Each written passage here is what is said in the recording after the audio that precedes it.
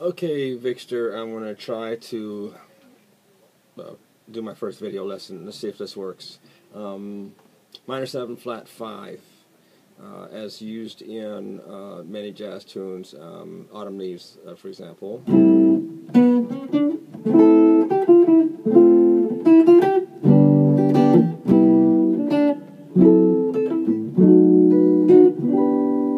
Just real quick run through the chords there. So that last bit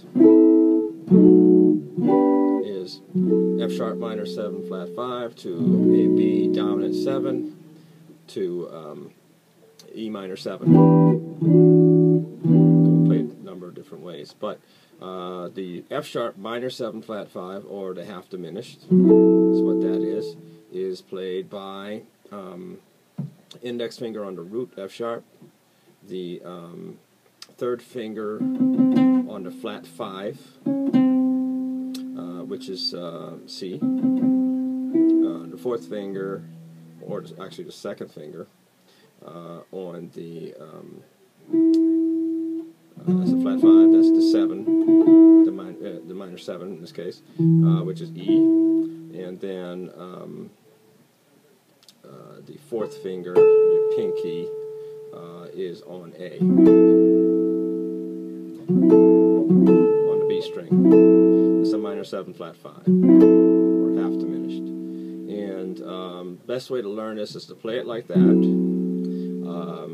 Play a chord first like this, and then also improvise over it with using the diminished scale, which you're probably not used to doing, but it's a very cool scale, at least partially used to stack it.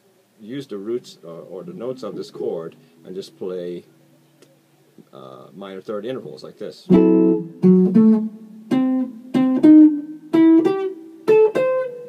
So I'm just basically taking the notes that I played here and playing that note plus a note in minor third up from that. And that's so you get this scale. Very strange sounding scale, but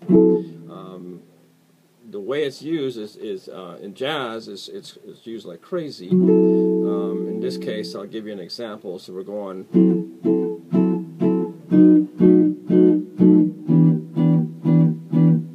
So 4 beats to the bar, I would go, and then back down on the dominant 7 chord, and then back up on the minor 7 chord.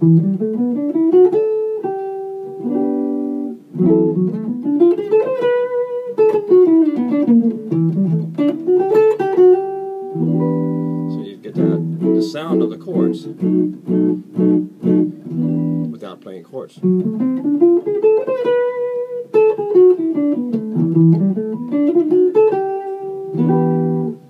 That's really jazz. So how is this used in jazz? That's one use, and it's used crazy to make lyrical pieces out of it, or melodic. And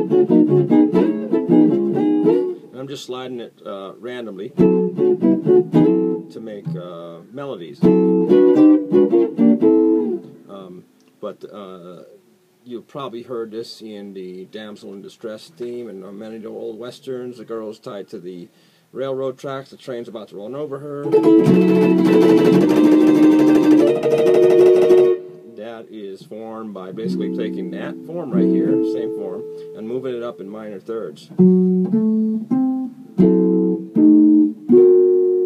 And that creates that thing, because it's a movable chord. And what it does, if you study the notes of this chord, you'll see every time you move it up a minor third, you get another inversion of the exact same chord. So this chord, in other words, all those chords are the same chord, just played in different directions, different positions, and I'm not even moving my fingers or anything. I'll just move it from where the root was.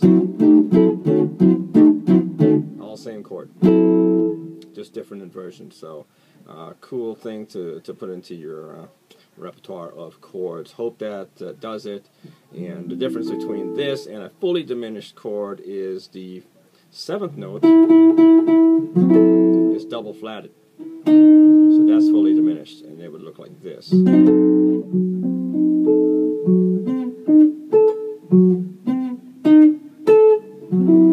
So basically that E is now played as an E flat.